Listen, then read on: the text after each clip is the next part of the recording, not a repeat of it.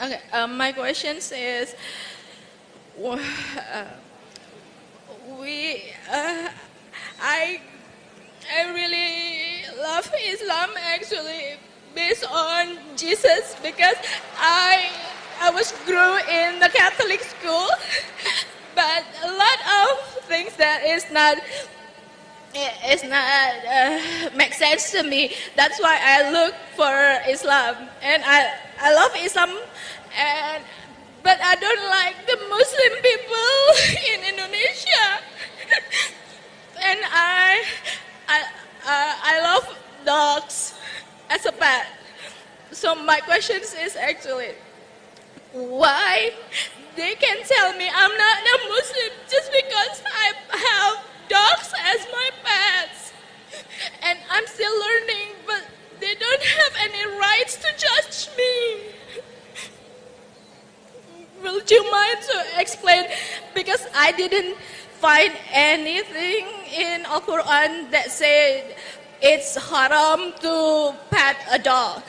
And instead, I found that the history, a lot of the prophets are the shepherds, so they also have dogs to help them, including, if I'm not mistaken, correct me if I'm wrong, including the Prophet Muhammad. The Thank sister you. has a question. So the question is, is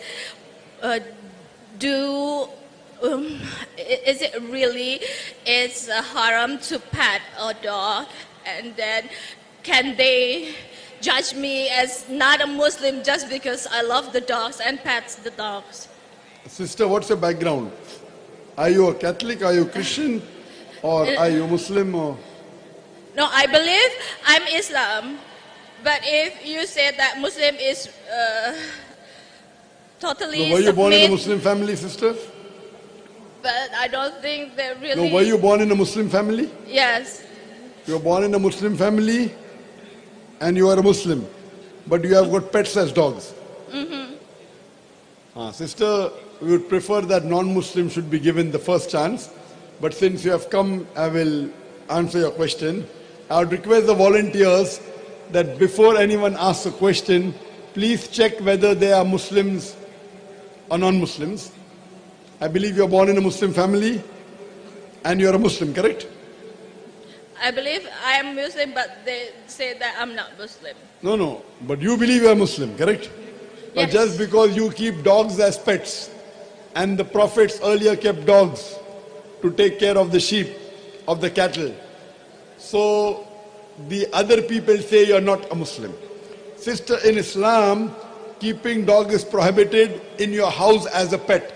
But keeping a dog for hunting is no problem. As a guarding your house, no problem. So what the prophets used to take dogs was to keep the flock of the cattle together, that is permitted. So if you use dog for hunting, it's allowed. To take care of the cattle, it's allowed. To keep a dog to guard your house outside is allowed. But in the house as pet, it is not prohibited. It is prohibited, sister. It is prohibited because the spit of the dog, it's unclean. And today even science tells us that the saliva of the dog, there are various diseases that can be acquired. And one of them is hydrophobia. Hydrophobia means fearing of water. So Islamically, keeping a dog as a pet is wrong. Now, if you keep a dog and you believe it is wrong, that's a different question. You may not be a practicing Muslim.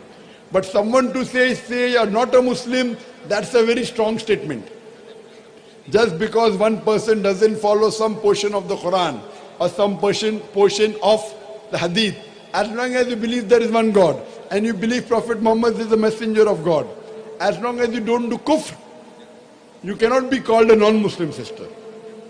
As long as you agree, you have to agree what is mentioned by the Prophet, that keeping dog is prohibited because it leads to various diseases.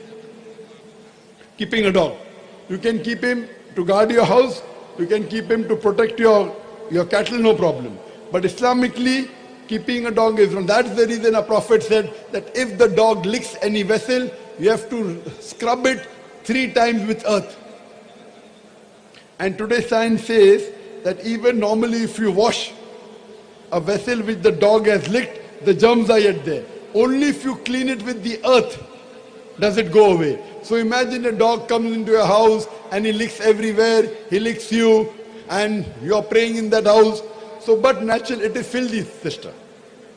So, Islamically, to keep a dog as a pet in your house is prohibited, sister.